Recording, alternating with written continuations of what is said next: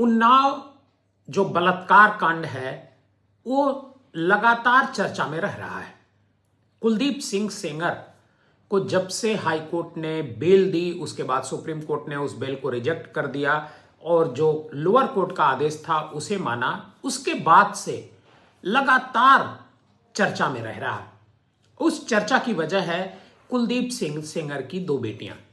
कुलदीप सिंह सेंगर की दो बेटियां सामने आती हैं सुप्रीम कोर्ट के आदेश के बाद और वो तरह तरह के आरोप जो रेप पीड़िता है उस पर लगाती हैं और यहां तक कहती हैं कि अगर एक भी सबूत हो तो उनके पिता को फांसी दे दी जाए, लेकिन सबूत तो जाना जाए।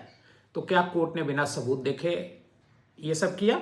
लेकिन इसी बीच उनकी बेटी ने 11 जनवरी को दिल्ली में जंतर मंतर पर एक क्षत्रिय पंचायत बुलाने का ऐलान किया है। 11 जनवरी को क्षत्रिय पंचायत दिल्ली में होगी, जिसमें कुलदीप सिंह सेंगर पर जो आरोप वो बेटी लगा रही है, जो बलात्कार का आरोप लगा रही है, उस पर चर्चा होगी और लोअर कोर्ट, हाई कोर्ट और सुप्रीम कोर्ट में जो उस पर फैसला आया है उस पर भी बात होगी। लेकिन इसी बीच जो रेप पीड़िता है उसने एक बयान जारी किया है। रेप पीड़िता का एक वीडियो सामने आया है और उस वीडियो में रेप पीड़िता ने कहा है कि जो कुलदीप सिंह सेंगर के समर्थक हैं वो उनको धमका रहे हैं, सोशल मीडिया पर उसकी पहचान उजागर कर रहे हैं, जबकि बलात्कार पीड़िता का पहचान उजागर नहीं की जा सकती है। ऐसा सुप्रीम कोर्ट का खुद का रोल है, मतलब आदेश है। और कुलदीप सिंह सेंगर के जो समर्थक हैं उसका कहना है कि मेरी पहचान सोशल मीडिया पर उजागर कर रहे हैं और सेंगर के जो समर्थक हैं वो उनका चरित्र हनन कर रहे हैं। कहा जा रहा है कि मेरे पास ठोस सबूत है, वो लड़की कहती है, उनको सामने लाया जाए। पीड़िता ने कुलदीप सेंगर की बेटी ऐश्वर्या सेंगर को लेकर के भी चौंकाने वाली बात कही है। उसने कहा कि 11 जनवरी को दिल्ली में जंतर मंतर पर एक धरना प्रदर्शन आयोजित किया जाता है।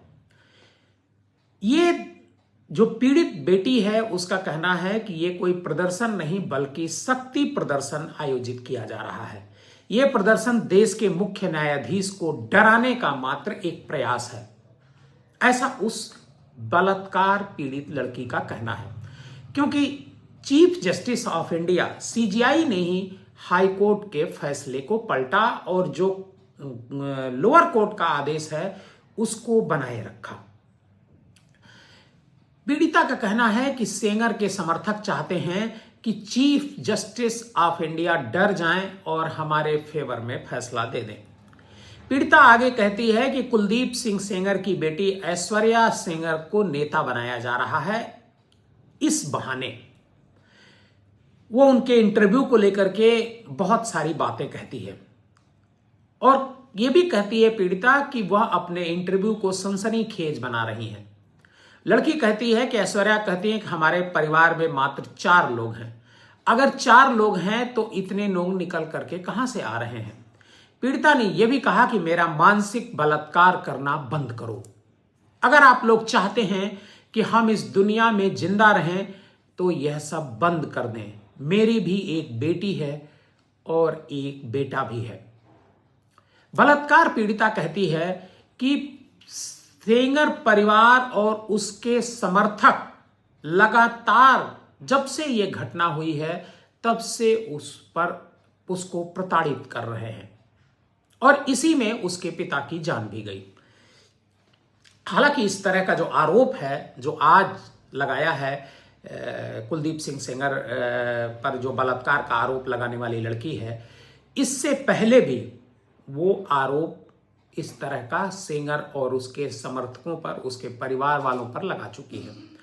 पिछले दिनों बसंत कुछ थाने भी वो गई थी और 16 अप्रैल को दी गई शिकायत के बारे में जानकारी देने के लिए गई थी, क्योंकि उससे पहले भी एक शिकायत दी थी और उसी के शिकायत की जानकारी के लिए 16 अप्रैल को गई थी। और उस दौरान भी पीड़िता ने कहा था कि मेरी सोशल मीडिया आईडी को हैक करके एआई के जरिए मेरी और मेरी ससुराल की पहचान को उजागर करके गलत कमेंट लिखे जा रहे हैं।